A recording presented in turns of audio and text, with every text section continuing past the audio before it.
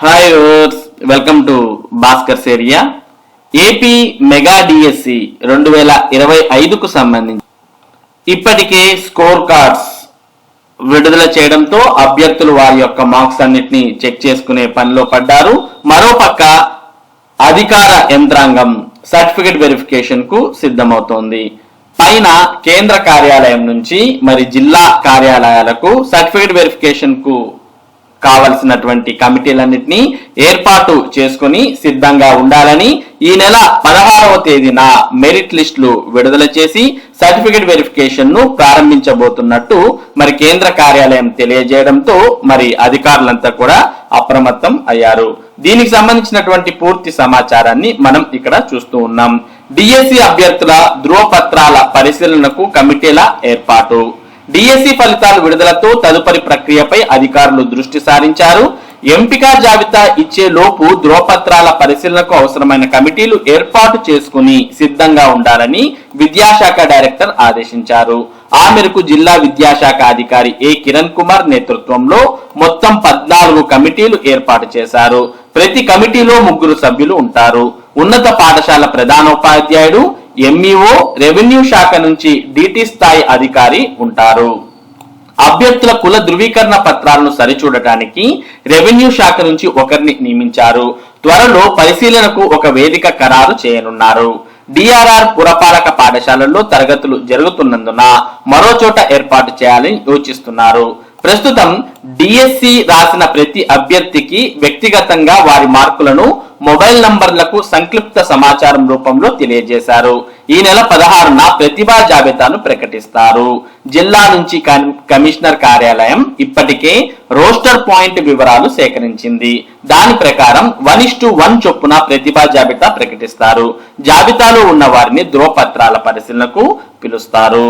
ఇక జిల్లాలో 629 పోస్టులు ఉండగా 629 మందిని ఎంపిక చేసి అందరికీ ఒకే రోజు ధృవపత్రాల పరిశీలన చేపడతారు. ఉద్యోగం పొందడానికి అర్హులైనప్పటికీ స్టడీ కుల ధృవీకరణ పత్రాల్లో ఏమైనా లోపాలుంటే ఆ పేరు నిలిపివేసి ప్రతిభా జాబితాలోని తర్వాత అవకాశం కల్పిస్తారు. ధృవపత్రాల పరిశీలన అనంతరం ఆ జాబితా ఆమోదం కోసం డైరెక్టర్ కార్యాలయానికి పంపుతారు. మొత్తం మీద ఈ నెలాఖరులోపు కౌన్సిలింగ్ ప్రక్రియ కూడా పూర్తి చేసి పోస్టింగ్ ఉత్తర్వులు ఇవ్వాలని నిర్ణయించినట్లు సమాచారం. కాబట్టి మరి ఈ సమాచారాన్ని అంతా మనం గమనించినట్లయితే ఈ నెల 16వ తేదీన ప్రతిభా జాబితాలు ప్రకటిస్తారు. ప్రతిభా జాబితాలు అంటే ఇక్కడ మనకు మెరిట్ లిస్ట్ అని చెప్పవచ్చు. మరి మెరిట్ లిస్టుల తర్వాత మనకు సెలెక్షన్ లిస్టులు కూడా రావడం జరుగుతుంది. మరి సెలెక్షన్ లిస్ట్ ఎవరైతే సెలెక్షన్ లిస్ట్ లో ఉంటారో మరి ఆ అభ్యర్థులకు సర్టిఫికేట్ వెరిఫికేషన్ అనేది ఉంటుంది. అది కూడా 1:1 అంటే ఒక పోస్టుకు ఒక అభ్యర్థిని మాత్రమే మరి ప్రతిభా జాబితాలో ఇవ్వడం జరుగుతుంది అన్నారు. కాబట్టి ఇక్కడ ప్రతిభా జాబితా 1:1 అని అంటున్నప్పటికీ ఇక్కడ ప్రతిభా జాబితా అంటున్నారు. మరి ఇది సెలెక్షన్ లిస్ట్ అయి కూడా ఉండవచ్చు. కాబట్టి ఈ నెల 16వ తేదీన సెలెక్షన్ లిస్ట్ కూడా రావడం జరుగుతుంది. ఆ సెలెక్షన్ లిస్ట్ లో 1:1 అంటే ఒక పోస్ట్ కు ఒక అభ్యర్థిని ఎంపిక చేసి మరి సర్టిఫికేట్ వెరిఫికేషన్ కు పిలవడం జరుగుతుంది. ఇప్పటికే మరి జిల్లా నుంచి కమిషనర్ కార్యాలయం రోస్టర్ పాయింట్ వివరాలు కూడా సేకరించడం జరిగింది. మరి మొత్తానికి కోర్టు కేసు కారణంగా కొద్దిగా ఆలస్యం అవుతోంది.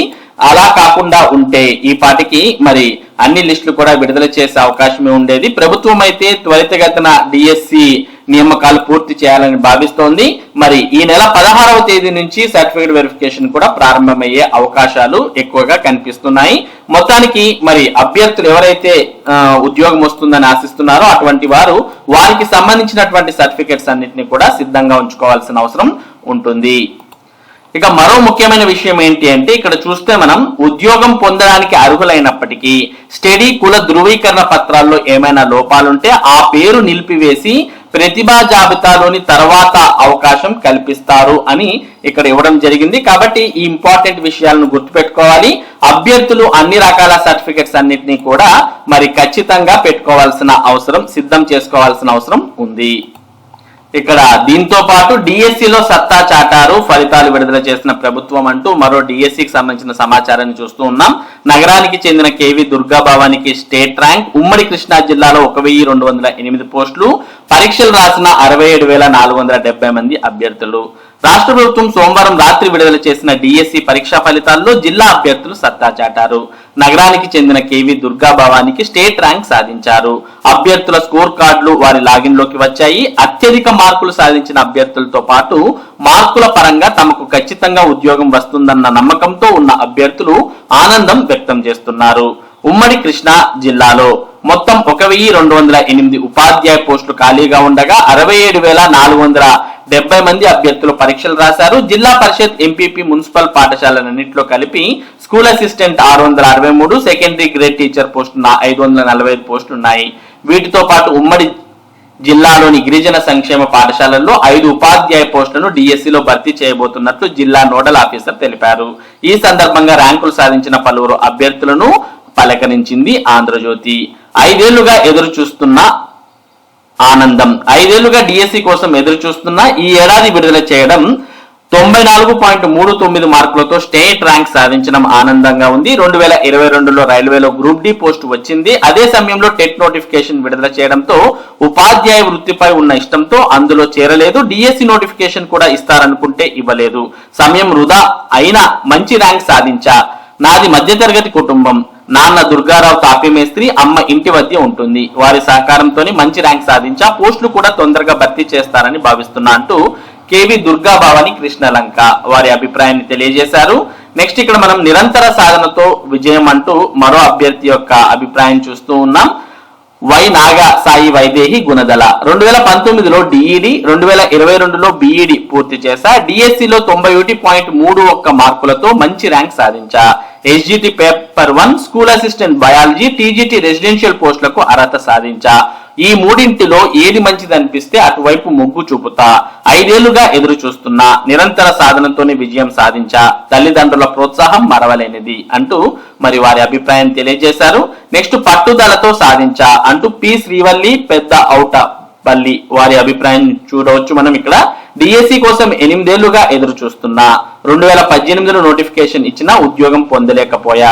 ఈసారి ఎలాగైనా సాధించాలనే పట్టుదలతో సాధన చేశా. 83.9 మార్కులు రావడం ఆనందంగా ఉంది.